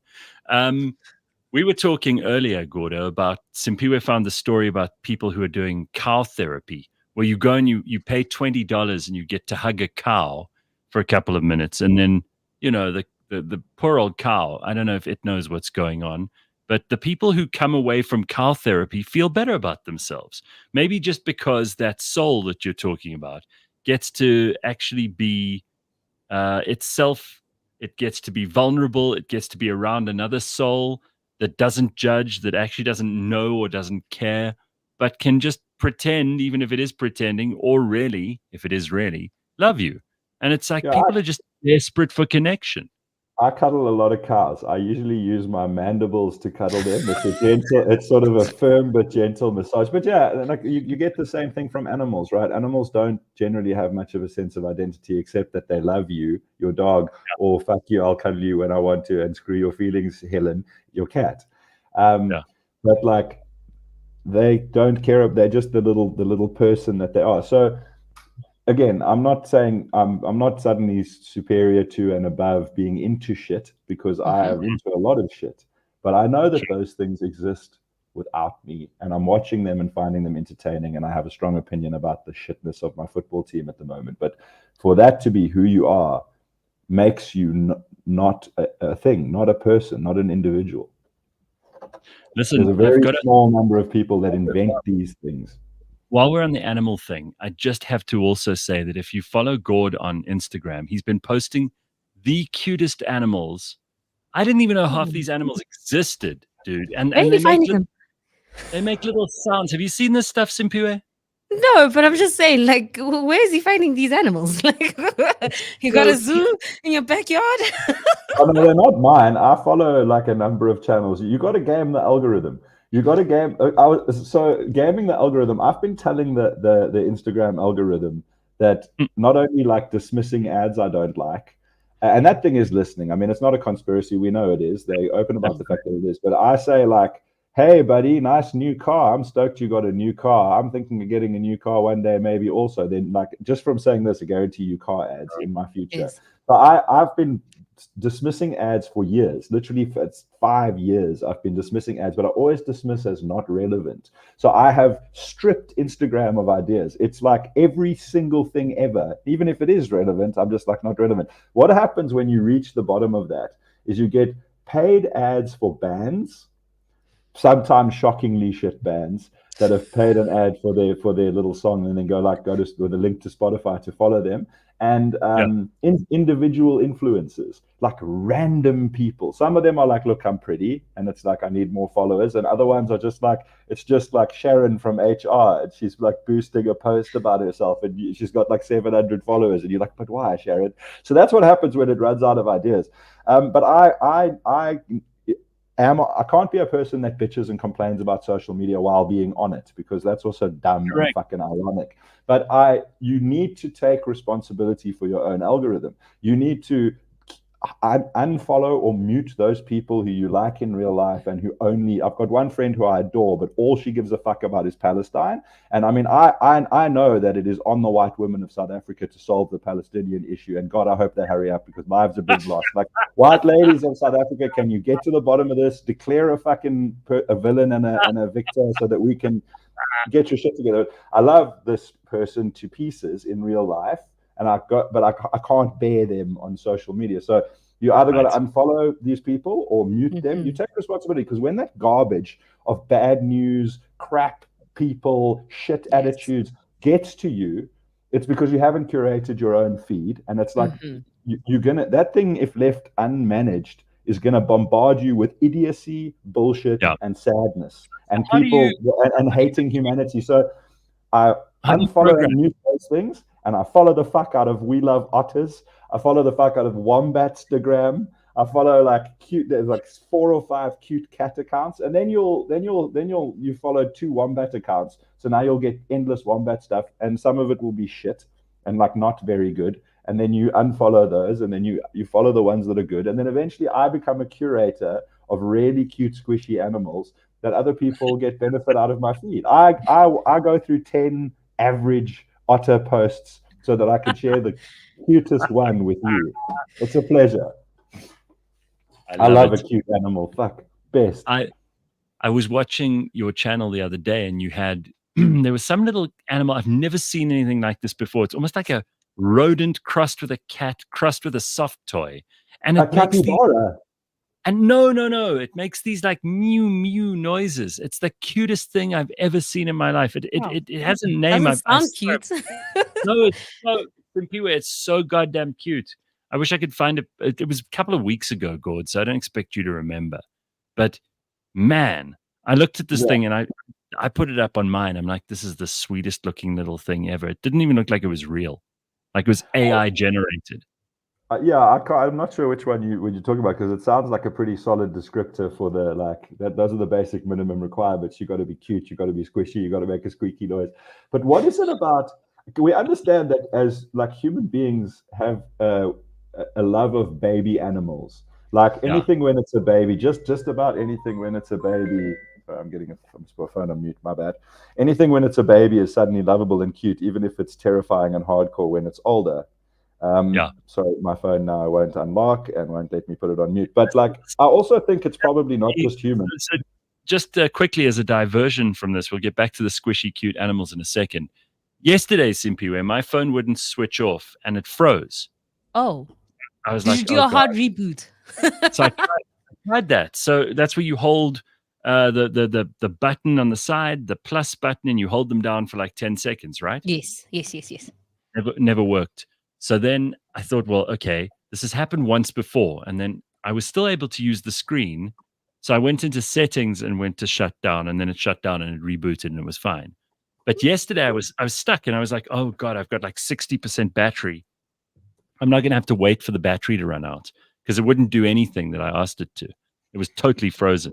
So I thought, oh God. It's weird. It ties to my dream last night. My dream last night, I was in some sort of shopping center that was also like a teenage nightclub, Joel. So like a restaurants and shops and stuff, but also me and my homies are out on like Santon City Saturday night.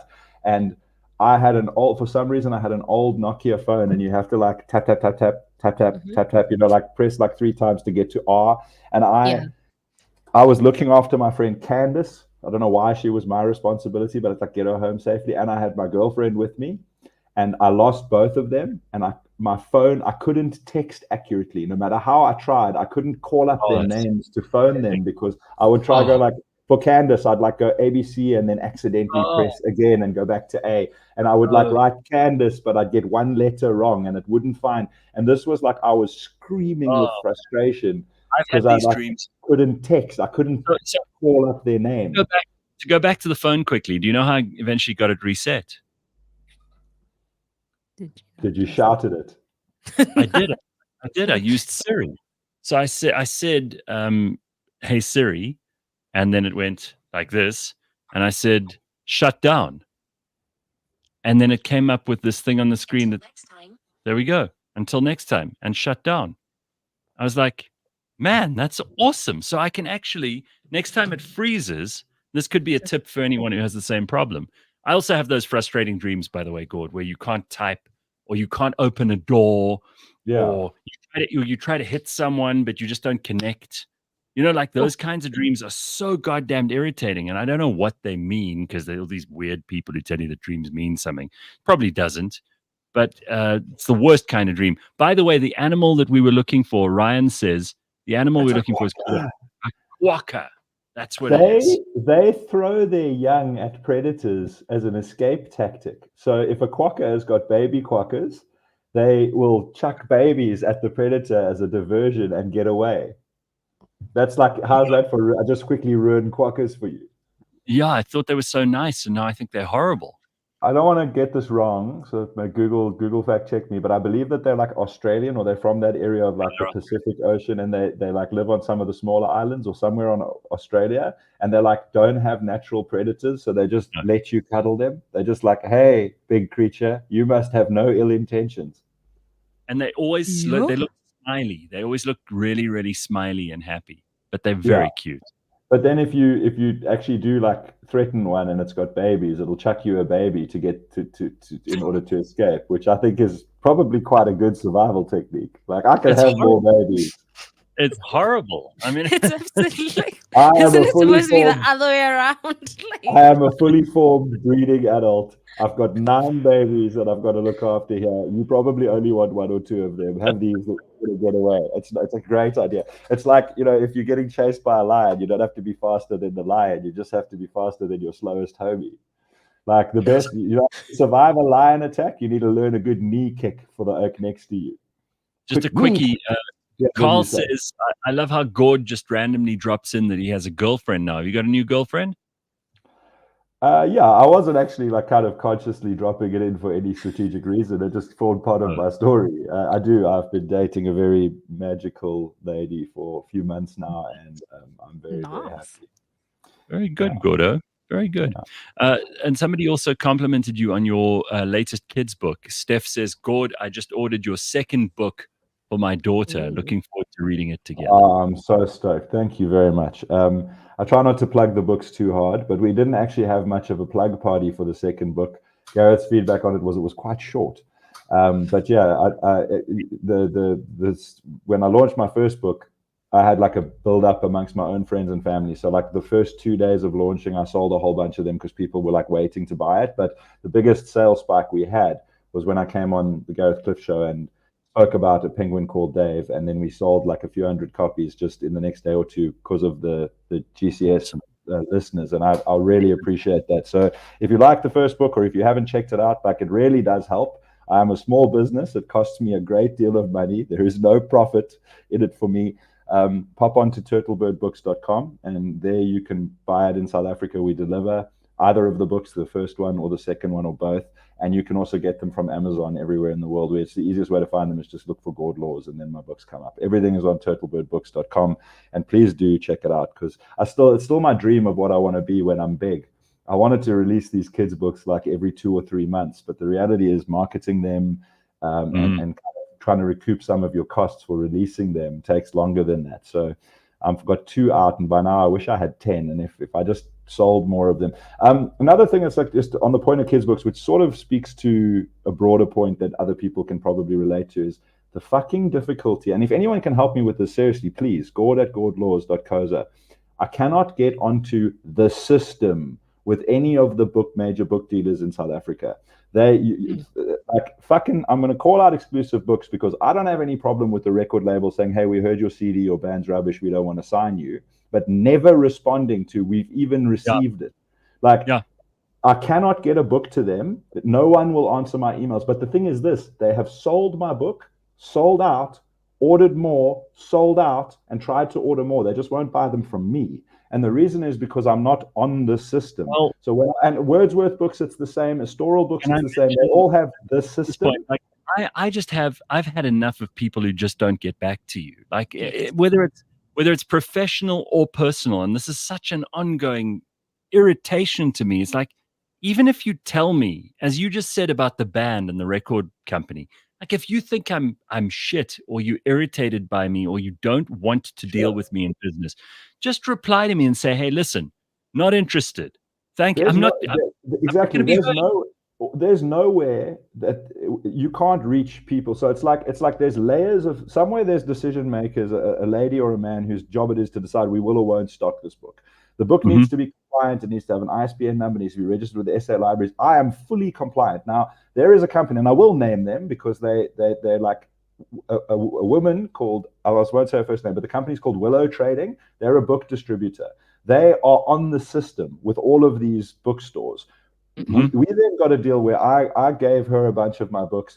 I got them almost no money, like literally enough to pay for the printing for them, so that she can put a markup on them and then sell them to the store that puts a markup on them. Much better for the store to buy it from me. I'll give it to you for cheaper and I'll make more money. But this lady's on the system. She sent my books to every branch of exclusive books. They sold out. They bought more. And the other bookstores. I can't myself. So I even went to Wordsworth Books and said, here's my book. You've sold it before. You're trying to order more. I'm not dealing with this woman because she's never paid me. It took me 1.5 years to get some of my money from her. She still owes me money. Bad business practice, but they're on the system. The last old white 70-year-old Tunny that could add someone to the system died 2 decades ago. And now if you're on the system, you're on it. And if you're not on the system, you never can get on the system. Like, please, can someone just put me in touch with somebody from these bookstores that actually has some kind of... I want to read this to you because I thought this is such an awesome comment. Someone said this on Twitter the other day, on X. Instead of ghosting me, Just simply say, I don't think I can keep up with your astounding wit or alcohol tolerance, but thank you for the exclusive opportunity to try. Just tell people what's going on. Like there's this cowardly thing that goes on. And it's especially true in like a post-COVID world where people just avoid each other and they ghost each other instead of just telling the truth. Like just reply. Even if your reply is, fuck you, I never want to talk to you again. Just reply. Then at least we all know where we stand with you. And you're not some weak, lily-livered, spineless, ballless, gormless person who can't even type a reply to an email. Like, hey, I need this thing by Thursday. No, fuck you. I can't do it by Thursday. Great. That's a reply. I'm completely serious when I say, like, if anyone there knows somebody at Exclusives who has maybe can make a decision and like reply, put me in touch, please, because they do want my book. They've tried to order it a third time. They just can't order it or won't order it from me. The people trying to order it from me via the crackhead woman. All right, Gord. We're going to move on. Yeah. All right. It's killing me. So Cook says, I'm the same as Gareth. I don't understand people not replying. I've got a client who owes me 4,000 Rand. She just ghosts me. I've offered to make payment plans, etc. Still no response, not a peep. What is this thing where people are just afraid to even reply? But see, there at least there's an understandable reason. The person knows that they're in the wrong. They know that they've got something to answer for. Like, it's not good. But you can see what the crime being committed is. Just not answering you when you're not even sure you have the right email address, to just not say, look, thank you for your interest, we'll get back to you, or thank you, I've received your mail, we'll follow up, or thank you, but no thank you, we're full right now. It's different. Like that, I can tell you why she or he are ghosting you, because they owe you money. So I'm not saying it's right, but it makes sense. No, Gord. There's no make sense yet. Let me tell you why. Because I bet you, if you had to read up their conversations, the customer at the time was like, "I need this now. When can you get this by?" They're busy, like blowing up your phone until they've gotten the products or whatever it is, right? And so now afterwards, they're just like, "Oh no, like it's just 4,000 Rand." The simplest thing you can say is, "I haven't gotten paid. Give me 2 more weeks," or whatever. It's easy to reply, especially when it's a very like, "Oh, I have your numbers. We're on WhatsApp." I'm not saying, that it's bad enough that you can't pay, but you can always reply and say, "Hey, can I pay you when I get paid on the 20th?" I'm not saying it's right. I'm just saying it makes sense. Like if a lady that you or a man that you went on a great date with just suddenly stops like replying to you, then it's like, why are you not replying to me? You're left with this, like, this person's not replying to you because they owe you money and they know it. But like, that's still wrong to do. But it's not really ghosting so much as it is like broke ass dickhead behavior. I think there's something so weak about not just getting back to someone and telling them, just telling them how you feel, what you actually think of them. I mean, it's going to hurt their feelings for a couple of seconds, but at least then after that, they can make plans to move on with their life. I mean, it's because of this bloody internet malarkey, Gareth, it makes having a relationship much too easy. In our time, you not only hand wrote your letter and then carried it yourself to the bloody post box. You took time. You had personal stationery, and it took a day or two. You would compile a beautiful essay, because this was the opportunity to speak to the outside world. The rest of the time you were on the farm. And now you can just answer or not answer. It's fast food, where it used to be gourmet when we were youngsters back in the golden days. Gordo, just tell me, do you still write? I mean, do you write really florid, beautiful emails to people and make an effort because you're a writer? I know that so much stuff just has to be done, right? So you really put together utilitarian emails, I'm sure, like everybody.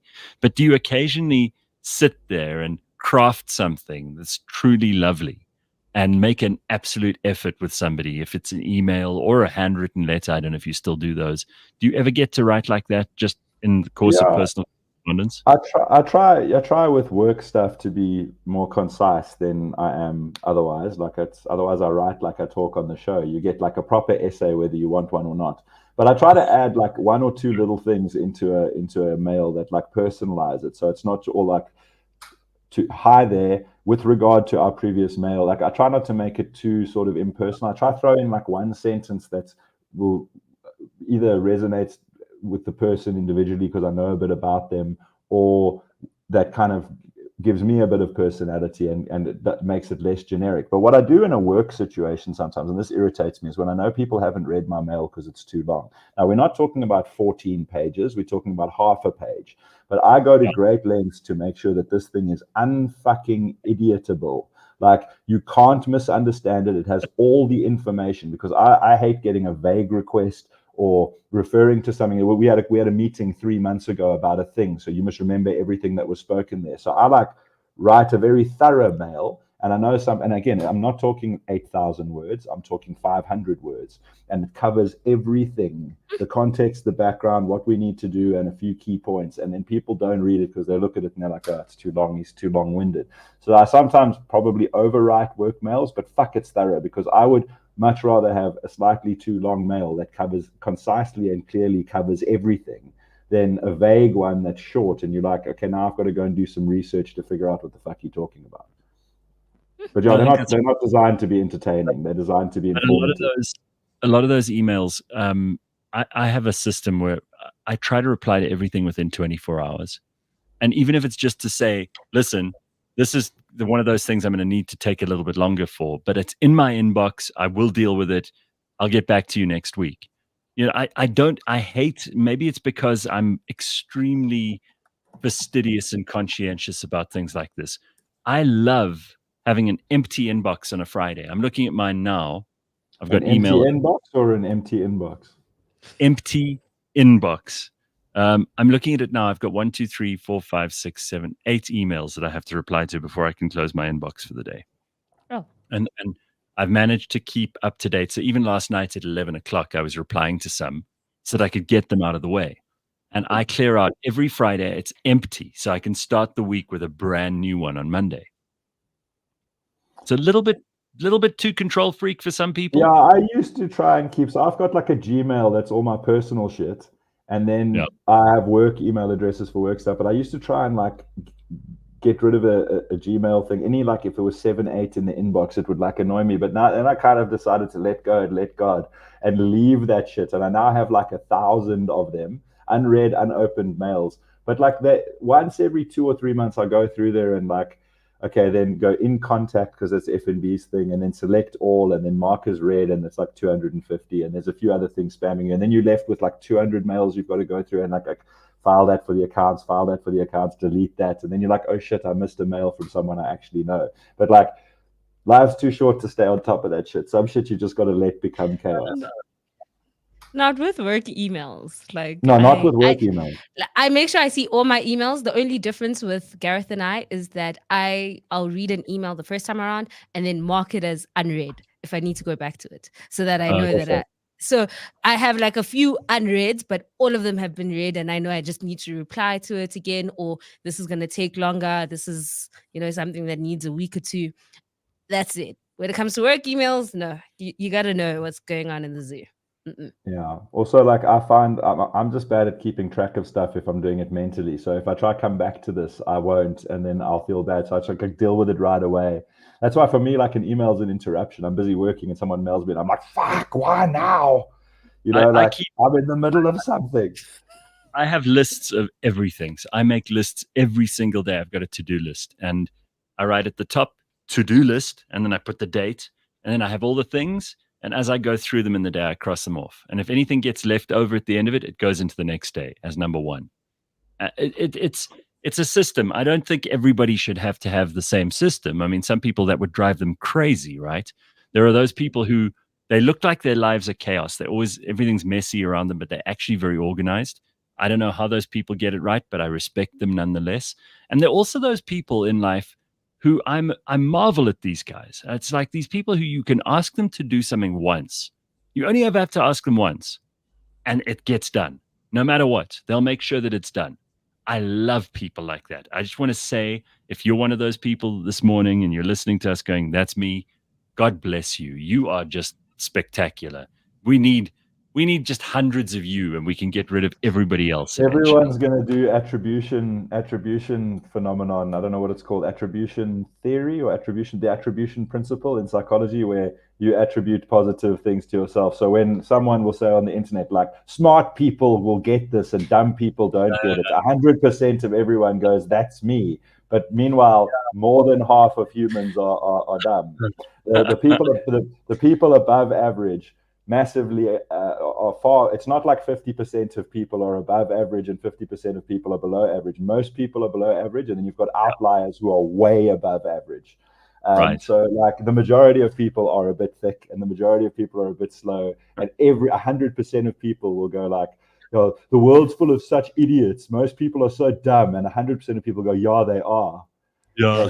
People are so terrible at fucking driving. If people could just drive better, the world would be less chaos. 100% of drivers are like, yeah, you're right. Why are you busy following the car in front of you into the middle of the intersection where there's no space on the other side for you, but you go anyway and create the reason the next generation of green robot can't go?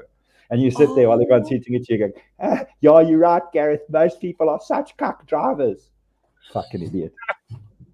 Gord, now that you brought up driving, so this morning as I was driving into the studio, I'm on the highway, I'm like driving at 100, minding my business, and the taxi in front of me decides, no, I don't want to be in the middle lane anymore. I want to hog up 2 lanes. So he's basically in the middle of the middle lane and the fast lane, and he's like, this is where I'm going to drive for the next like 5 kilometers in the middle of the lanes. And I was like, only in South A.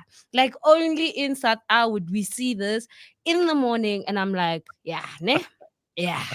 It's hard not to take shit personally. Like, you have to let go and let God. You have to be like, this is not about me. This person is not trying to like do a dose to me. They're just doing a dose, full stop. Like, it's not about you. Unfortunately, this terrible war that is terrible in Israel and on the Gaza Strip is not about you, Cheryl. It's not. I'm sorry. Like, and your opinion about it's not going to change anything. That taxi, he wants to be a puss, and he's succeeding, and you would just happen to be there at the right place. Well, at the right you were a puss this morning to Anthea. She says, "Oh my God, I've missed you, Gord, but thanks for ruining Quokkas for me." So she's unhappy sorry, about Anthea. Hey, it's Anthea. If it's the same Anthea Freeman I know, then she's lovely, and I haven't spoken to her or seen her for ages. An old friend That's of mine. because you don't. It's total coincidence. Total coincidence could be somebody with just the same name. But if it's Anthea, she's stuck there in your email. You just never got back to her because you're only at the end of the year when you clear out your inbox. Sanele, though, disagrees. He says, you haven't ruined Quokkas. I never knew about them, but I love them more after Gord dropped that intel about them throwing their babies at predators. So my lady friend and I, my girlfriend and I, we were off doing like a go look at the various freezing cold but beautiful beaches around. I'm trying to think, Maiden's Cove. There's all these little beaches around this area where the water's like 7 degrees, but it's really pretty.